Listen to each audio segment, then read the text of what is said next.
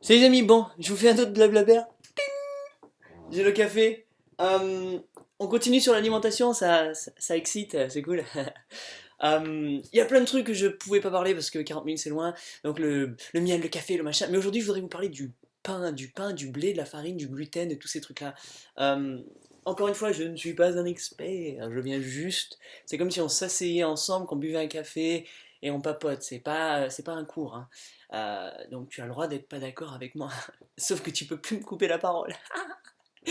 Bref, le blé en fait, comme dans toute chose, il y a il y a une grosse différence entre le pain fait à la maison et le pain que tu vas acheter en supermarché.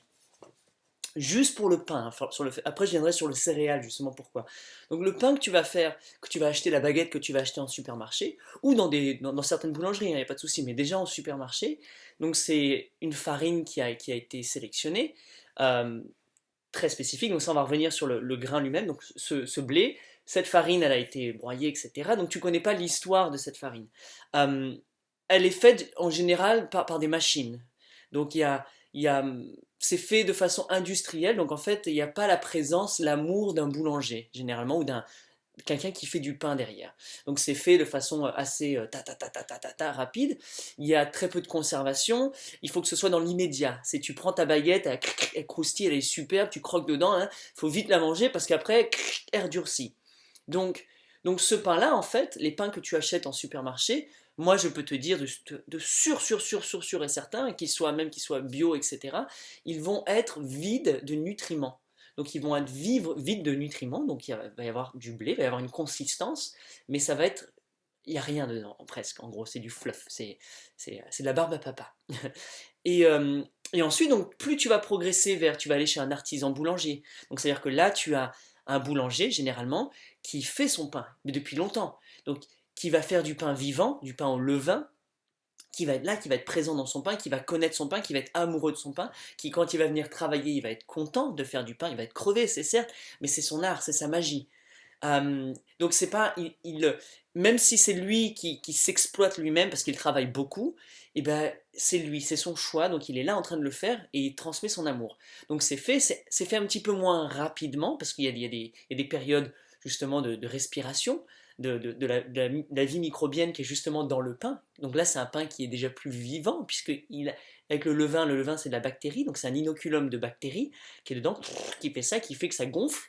Et c'est pour ça les trous que tu vois, etc., c'est juste leur vie, ils relâchent du CO2, comme toi tu respires et tu relâches. Et ben eux, il y a ça, et donc ça fait des bulles. Donc les réactions chimiques qui se passent, ça fait le pain, ça fait la forme du pain, ça gonfle. Ensuite, ils le font cuire, et toi, tu l'as le lendemain, tu l'as directement, le matin, très chaud, etc. Il y a un petit business qui est derrière, une industrie qui est belle, tu vois ton boulanger, ou ta boulangère, ou la vendeuse, tu papotes, il y a différents types de pain, donc ça devient déjà, c'est déjà beaucoup mieux. Euh, et là, ensuite, tu vas faire un pas en avant, donc tu vas avoir l'artisan boulanger, celui qui va même faire pousser son grain, celui qui s'occupe vraiment de aussi du blé ou des différentes céréales, c'est-à-dire qu'il le fait pousser, il le transforme en pain et il le vend. Là, tu as quelqu'un qui est sur toute la chaîne, depuis le début donc depuis la graine jusqu'au pain. Là, déjà, ça devient intéressant parce que tu peux lui parler à ce bonhomme et tu peux lui demander d'où vient ça, comment il connaît l'histoire de son pain. D'accord. Et ensuite, il y a, moi, à mon goût, un des trucs fascinants, c'est toi-même, le petit individu que tu es, tu peux le faire chez toi, le pain. C'est très, très facile à faire, honnêtement. Je ferai une vidéo pour te montrer comment faire du pain sans être boulanger du tout. Donc même sans avoir la grande connaissance qu'un boulanger peut avoir, tu peux faire un pain qui est correct. Il est vraiment bon et il est encore meilleur parce que c'est toi qui l'as fait et là tu prends vraiment ton pied.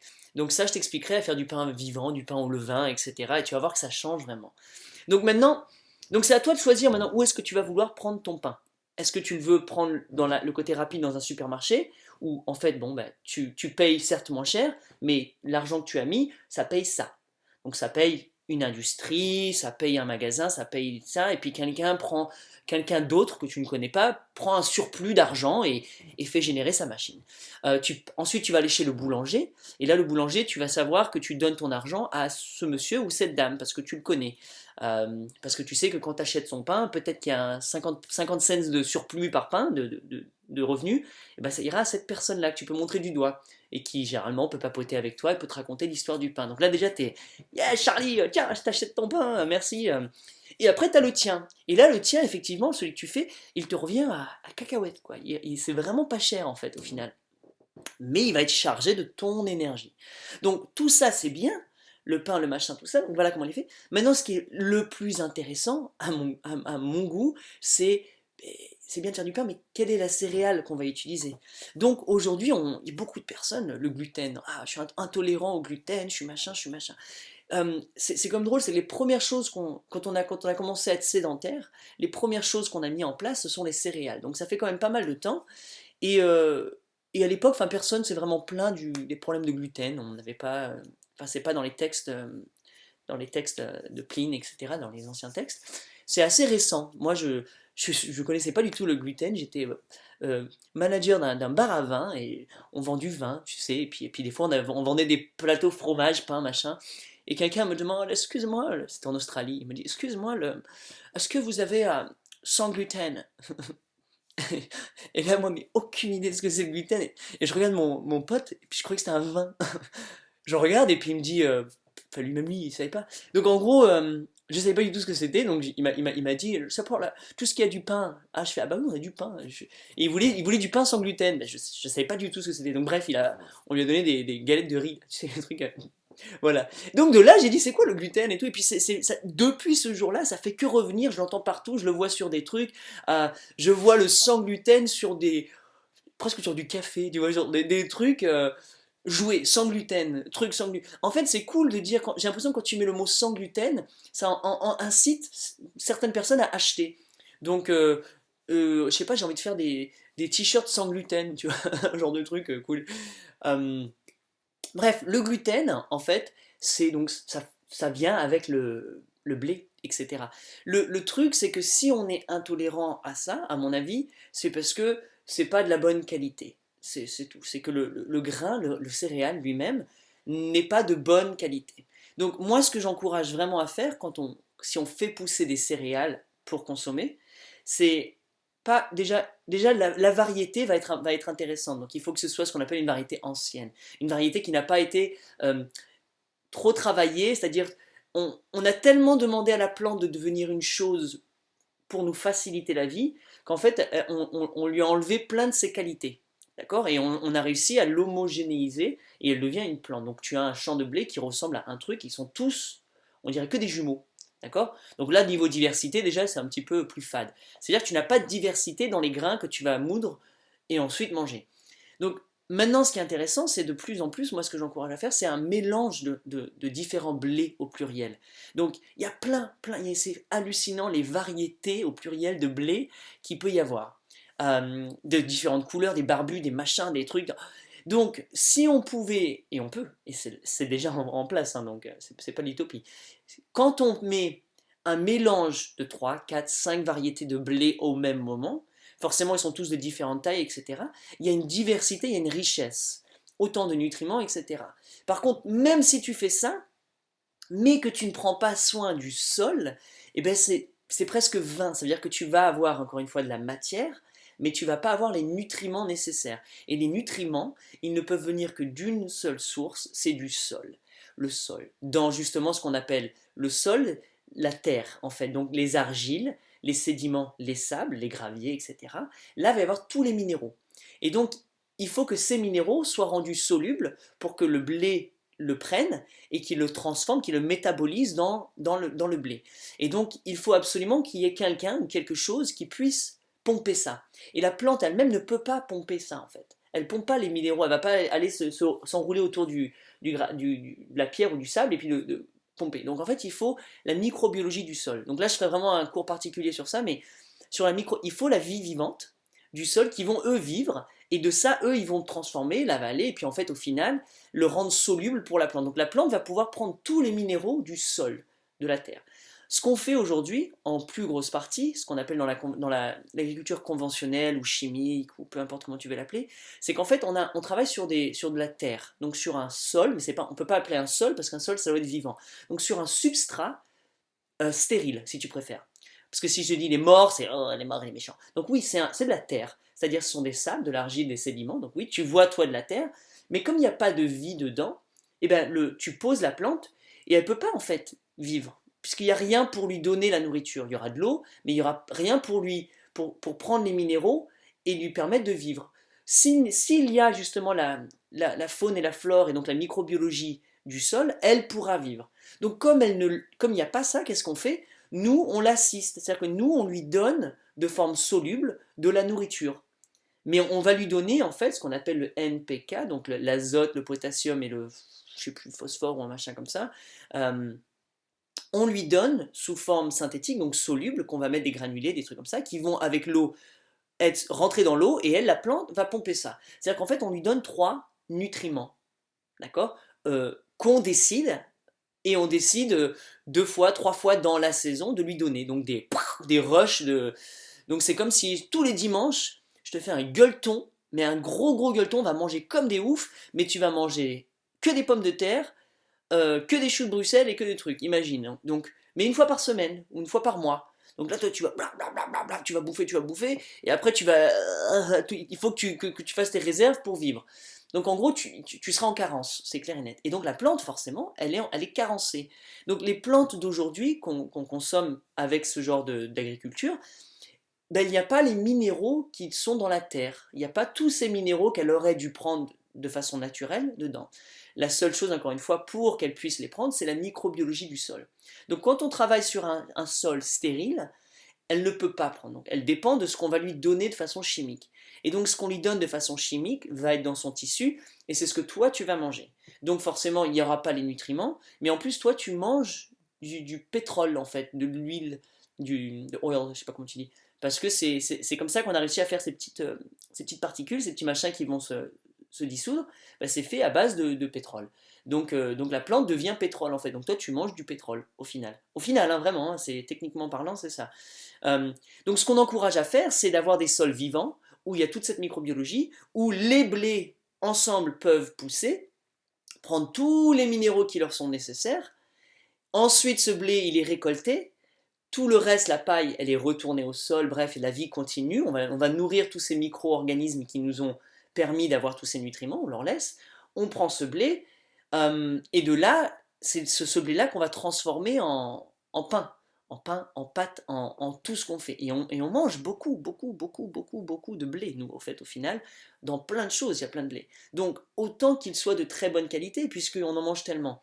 Donc maintenant, voilà, c'est ça. Après, je pense qu'il y a aussi une quantité qu'on mange de blé. Même si c'est le meilleur blé du monde, la meilleure qualité qui vient des meilleurs sols vivants, on en mange beaucoup quand même. Hein. Il faut avouer qu'on en mange beaucoup. Donc c'est clair que quand tu manges un aliment, chaque aliment en fait va être connecté avec une bactérie ou un inoculum de bactéries, ou donc plein de bactéries, une famille de bactéries qui eux vont prendre soin de ça. Donc imagine toi tu manges ces blés qui sont, rappelle-toi que dans les blés conventionnels que tu vas manger, donc les blés farine etc que tu achètes en supermarché, ce sont des blés qui ont été traités, donc traités avec des pesticides, des produits chimiques, des fongicides, etc. On leur a donné une nourriture chimique, mais on a aussi protégé ces plantes de toutes les pestes, etc., avec des produits chimiques, qui sont encore une fois maintenant dans la cellule de la plante, donc dans le grain de blé. Donc toi, tu vas manger ça, ça reste, ça va passer au travers de toi, et en fait, les pesticides et machins vont être encore en toi. Donc en fait, quand ils arrivent dans ton métabolisme, eh ben, ils font encore leur travail. Donc en fait, ça tue la vie bactérienne que tu as en toi. Et sans la vie bactérienne, toi, humain que tu es, tu ne peux pas digérer en fait. On n'a pas assez. On est obligé de passer par des bactéries. C'est grâce aux bactéries qui commencent dès ta lèvre, dès tes poils là, sauf si tu n'en as pas, mais tu en as, je suis sûr, que tu avales, et là, ça vient, c'est pris dans ta salive, dans tout ça. Et donc, avec leurs enzymes, etc., ils décomposent, c'est eux qui font faire ça.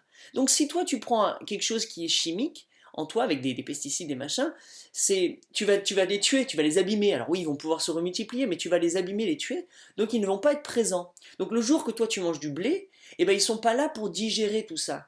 Et donc maintenant, c'est à toi tout seul de galérer sans ces bactéries, ou de demander à d'autres bactéries qui alors aient réussi à survivre, de faire le travail pour toi. Et elles ne peuvent pas, ou elles le font mal. Et donc forcément, eh ben, ça crée des soucis de digestion. Ton système n'est pas en forme, il n'est pas vivant. Donc il a besoin d'être assisté. Et pour l'assister, il va falloir justement reprendre d'autres choses. Donc c'est comme, oui, mange du pain, mais reprends d'autres choses en même temps pour que tu puisses le digérer. Donc c'est un petit peu, c'est là où c'est un petit peu troublant. Donc voilà, donc en gros, si ton blé il est vivant, il a tous les trucs nutritionnels et il n'y a eu aucun produit chimique dessus, quand il arrive dans toi, eh ben, ton corps généralement il est prêt à le recevoir, les bactéries sont prêtes à le recevoir, à le digérer et à le métaboliser, d'accord? Donc bien sûr il y a des excès de pain, c'est facile à faire, hein, c'est tellement bon le pain, donc peut-être plus en conscience, quand tu prends du pain, tu vois, mange ton pain. Moi, je suis le premier à le faire de façon automatique. Je sais pas, je prends du pain, je croque, puis ça va très vite et je bouffe vite fait du pain. Donc, euh, donc voilà le travail qu'on a à faire. Donc, c'est-à-dire enfin, si tu le souhaites, hein, vraiment, c'est déjà premièrement, c'est de te rapprocher d'un artisan boulanger, idéalement. Cet artisan boulanger, s'il peut être bio, superbe. Ça veut dire que tu sais qu'au moins, tu le sais, qu'il n'y a pas eu de produits chimiques dessus. Ça ne veut pas dire que son sol est vivant. Attention que ça veut pas dire ça, hein. Ça veut dire qu'il n'a pas mis de produits chimiques dessus. Maintenant, moi, je peux prendre le sol de quelqu'un qui est en AB, regarder la microbiologie du sol et te dire non, il n'y a pas les bonnes bactéries, les bons champignons, les bonnes nématodes, tu vois, tout ça. Donc, et c'est grâce à eux que tu peux avoir les nutriments. Donc, même si c'est AB et qu'il manque ces petits bonhommes, ben, il manquera des nutriments que tu ne peux pas avoir. Donc, ton blé sera carencé, peu importe. Mais au moins, il sera bio. Ça veut dire qu'il n'y aura pas de pesticides que tu vas mettre dans ton corps qui vont arriver là. Par contre, si tu manges du blé bio, mais qu'ensuite tu manges d'autres choses issues d'une agriculture conventionnelle où il y a eu des produits dessus, ben c'est pareil, ça va être en toi.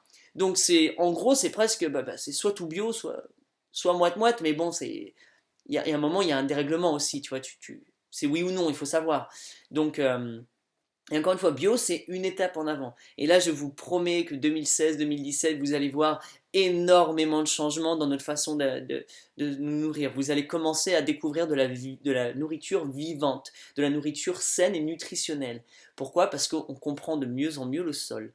Et donc, moi, j'annonce, hein, je ne sais pas si vous êtes d'accord, mais 2016 va être 2015 était l'année des sols. On a compris les sols. Donc, si vous n'avez pas compris, je vous ferai un petit peu des leçons. Vous allez voir, ça va vous fasciner. Et 2016, à mon avis, c'est sur la microbiologie. Donc, commence à s'intéresser à la microbiologie, à toutes nos bactéries, etc. Et ça va être fascinant. Donc, grâce à elle, on va pouvoir manger du blé de très bonne qualité et pas avoir de soucis avec le gluten, etc. Et ça vient vraiment de la source, ça vient de la biologie du sol. C'est fou, hein. C'est comme ça et on a beau dire non, non, non, non, c'est comme ça, point final. Là, je peux pas dire, vous pouvez pas dire non, je suis désolé. C'est la science, c'est là, même moi, j'aurais voulu dire non, mais non, c'est ça. Donc sans eux, on peut pas, les blés ne peuvent pas tirer leur nourriture et toi, tu ne peux pas la tirer ensuite du blé. Et voilà. Donc vous intéressez à l'artisan boulanger, lui demander déjà s'il est bio, et lui demander s'il fait lui-même son blé, quelles sont les variétés de blé, parle-lui, implique-toi, engage-toi avec ton boulanger. D'accord? Quand tu emmènes ta voiture chez le mécano, tu laisses pas la voiture, tu reviens pas une heure après et tu payes. Ou peut-être. Mais demande-lui qu'est-ce qu'elle a ma voiture, qu'est-ce que je peux. Tu vois, renseigne-toi. Donc les blés, voilà pourquoi j'insiste sur des sols vivants. Donc si toi tu peux avoir une source de blé d'un très bon sol, de blé au pluriel encore une fois, tu peux l'avoir toi en farine, et ben là, achète ça, si tu peux. Honnêtement, ça coûte quelques cents de plus que celui que tu vas trouver en supermarché. Et là c'est pas là où tu feras des économies, honnêtement. Mais le euro de plus ou les 62 cents de plus que ça va coûter au kilo, ça vaut le coup. Ça vaut entièrement le coup pour toi. Tu le mérites, encore une fois. Euh, donc voilà, chope du blé, je te montrerai comment faire du pain très facilement. Il y a plein d'artisans boulangers autour, va les voir, achète leur pain. Et juste, je pense pas qu'un supermarché soit un lieu pour acheter son pain, honnêtement. Ça dépanne des fois, tu vois, quand il faut que la boulangerie est fermée, bah, elle est fermée, va acheter ton pain là. Mais idéalement, tu l'achètes plus jamais là. Euh, idéalement. Et puis tu fais ouvrir des boulangeries. Et puis, comme toi, quand tu étais petit, tu allais dans les rues, t'allais chez le boulanger, et ben il y en aura tout le temps besoin des boulangers et qu'ils fassent. Mais ça veut dire qu'après, le même blé qu'ils vont utiliser, une fois qu'il y a eu cette transition, et ben c'est le blé que tu vas avoir dans tes croissants, dans tes pains au chocolat, dans tes pâtes à tarte, dans tes trucs. Et donc ça va être du blé vivant. Donc voilà pourquoi le gluten pour moi, et voilà ce qui se passe. T'expliquer exactement ce qu'est le gluten, ce que ça fait, je ne sais pas le faire, pas encore. Par contre, je peux te dire ce qui se passe en amont et en aval. Voilà. Allez, ben sur ce, bon blablaber à vous.